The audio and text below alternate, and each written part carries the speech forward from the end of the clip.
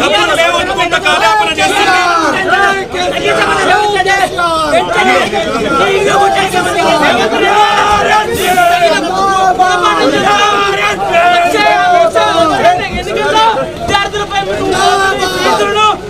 చిన్నపిల్లలు విద్యార్థులు వీళ్ళంతా ఎస్సీ ఎస్టీ బీసీ మైనారిటీ వర్గాలకు చెందినవారు.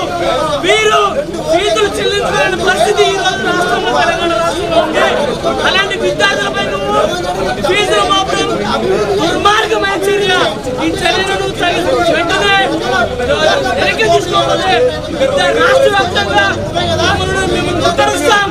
ఇంటిని కూడా ముట్టుకోవాలని రేవంత్ రెడ్డి ప్రభుత్వం పట్టుకోవడానికి కొన్ని అడుగు ప్రజల్లో కూడా రేవంత్ రెడ్డి ఫెయిల్ అయిండు. 6 గ్యారెంటీలు అమలు చేయలేడు. మోసపూరితమైన హామీలతో దొడ్డిదారుల అధికారానికి వచ్చిండు.